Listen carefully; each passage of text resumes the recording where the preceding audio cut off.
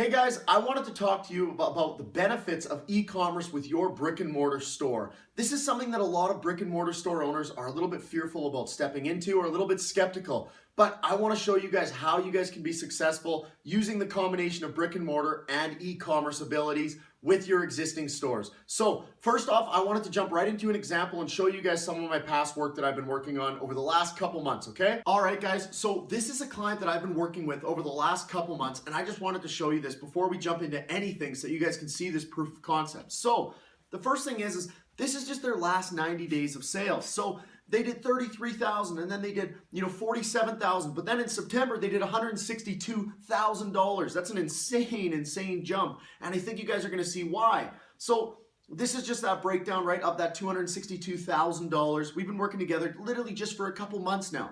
Okay, so this is very important. Now, I wanted to break these all down by 30-day segments. So as we can see here, July through August. So, I'm going July through August. I broke down, these are 60 to 90 days ago, these portion of the sales. Now, this was the big difference. They did $20,000 in their physical store and $7,000 in their online store. That was it. They had the existing online store set up, but they weren't really doing too much with it. And then when we go to the next 30-day period, we had started to work together by this time, about halfway through these 30 days. We took that $7,000 to this $20,000 or $23,000 level. Sorry, their point of sale, which is the POS system that Shopify provides them with. This is their in-store sales. They stayed at $20,000 consistently. So we 4x, almost 4x their sales in a 30-day span, and we were only working together for a couple of days. But when we go to these last 30 days, you guys, sorry, I don't know why that's popping up there. These last 30 days, this is the big difference, okay? And this is what I am proud of. We took their online sales to $136,000. So we more than 10x their sales in 2 months of working together as a result of e-commerce, okay? So they still did 32,000. They had a great in-store month. They were up 12,000 over the last couple months. That's amazing. But this 136,000, you guys, is where the difference is. Brick and mortar stores, you guys have a huge advantage having a physical location. You guys have a lot of data that you're able to work with. You need to pursue a combination of e-commerce and direct sales. So don't close down your brick and mortar stores yet, right? We want to switch over to e-commerce, start to do some other things. We can actually lower our costs with e-commerce because we don't have as much overhead with a lot of these products. This is the value of using a combination between e-commerce and brick and mortar. Now, how easy is it? How hard is it? It's not easy, but we can talk about this really quickly. Let's jump back over to my drawing board here and let's dive into this. So I've broken this down into two avenues that we can really capture these sales from, the e-commerce and brick and mortar combination here. So on the left, we've got social media. On the right, we've got Google AdWords. What are they? How are we going to break these down? Let's jump right into it. Social media. Brick and mortar stores, you guys have a huge advantage in the social media aspect because you guys already have traction. You have customers who are coming to your store. You have repeat customers. People who are passionate, people who know you. That is incredible traction. We can correlate that and put that on social media. There's definitely tactics that we can use for that. Like taking pictures with products, with cars, or with people, sorry. So when we look at dealerships actually do a great job of this. Every dealership always posts photos of people buying new cars from their store, things like that. That's our traction, okay? So now we've got that box checked. That's amazing. That's a huge advantage because these are just the advantages over not having a brick and mortar store. So if you have a brick and mortar store, you're one step ahead in e-commerce. This is something you should be pursuing. You can build off existing customers. So existing customers are data. And in the online world, data is king. You have to pay so much money for data. If you're an existing brick and mortar store, you have existing customer information. You have existing orders. You know what customers like, what they don't like, the way they like to be treated, what culture they are, what their likes are, what their life interests are. That is all data that we can plug into social media and Google AdWords for that matter and get a huge jumpstart above e-commerce stores. So that data equals money. Money is huge here. That data is king. You have validity, okay? When I create an online store, there's no brick and mortar aspect. How do you know if I'm a real store or not? When I can see that social traction and social proof, which we're about to talk about, that is king on the internet. Now this isn't a scam. This is a legit company. This is a legit brand. This is a nice family, blah, blah, blah, blah, blah. That all correlates to validity. So then they have trust in your brand. Trust is key to getting online sales, especially even in-store sales. They go in combination with each other. But now we have social proof. We have people that'll start to talk about our brand and our company online. They might do it intentionally, they might do it accidentally, they might start to comment on your post, they might start to like your post. That is social proof. When you have customers engaging with the content that you put out, you're one step ahead of the game. What I mean by this, let's say you had a yoga store and I was selling all these great yoga products that people would maybe talk about my store and say, oh, you need nice new pants or you need a nice new yoga mat. Come check out this store. They're awesome. That's good. That's like, proof. That's proof, but that's not really social proof. As soon as I have that on social media and I start to interact with these consumers, they like my Facebook page, they might like my post about, positive energy, positive mindset, something along those lines. Now I get that social proof in regards to now I'm online and a customer is engaging with my content. Their friends all see that because she liked the post or he liked the post. Now her friends all see that and now that's valid. It increases that validity and social proof online from a social media perspective. That increases our conversion rate by a lot. That goes hand in hand. These three kind of go hand in hand, guys. We have traction, we have validity, we have social proof. That all equals trust, right? Trust is the big factor here because now people will buy from your brand. They like you. They've got social proof. They've got that traction. That's trust. You also get the ability for referrals on social media a lot more. People don't really go when they're drinking around the table talking about the yoga pants that they just bought or the yoga mat that they bought, and they say, you should go to Jarrett's store and buy some yoga pants from him. He's got this awesome store off White Ave or off, wherever you are in the world. He's got this crazy, crazy store. That really doesn't happen. But this referral ability, now we can do things with email marketing and we can send them something saying, hey, how do you like your order? If you liked it, maybe you want to post about it on social media, basically. And then they will, and now we get that referral ability. That's why I got the $ there as the S. We've got that referral ability now, and it's way more powerful. The social reach, from what someone can post on social media, the average person in your guys' demographics might have 500 friends on social media. 500.